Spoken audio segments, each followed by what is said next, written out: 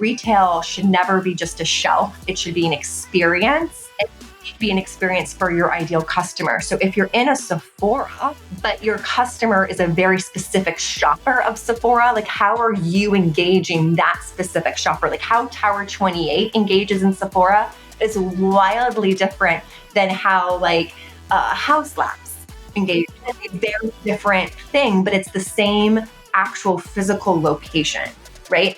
So ways that you do that, obviously they do it through community management, right, on social. But some of our brands we've worked with, we actually do events outside of the retailer. Like we partnered with something called Black Girls Rock in New York, and we went to a restaurant, and it was about, you know, this like really great community situation, and it was nearish a credo, and we just, you know, interacted with the community that was in this neighborhood in Soho.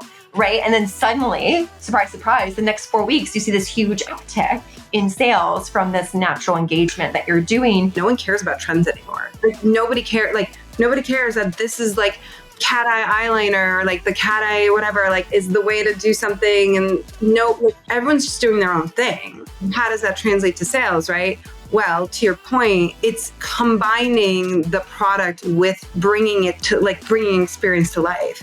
Because I think people aren't as interested in just buying a product anymore. They want that, this is like, I'm traveling somewhere.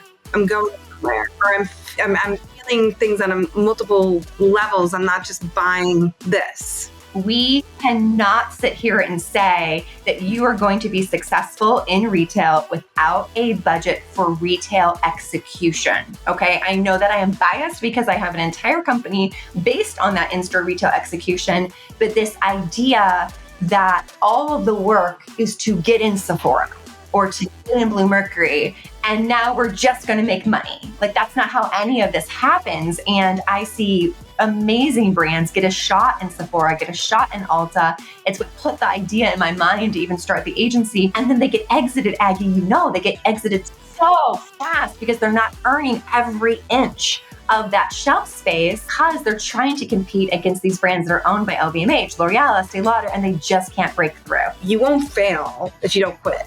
Like basically, like if you really think about like where does failure happen? It happens when you just stop or you stop going, right? Like that's when failure happens. And it could be a failure, but ultimately if you keep going to solve that failure, overcome that failure, if you just keep going, you will win.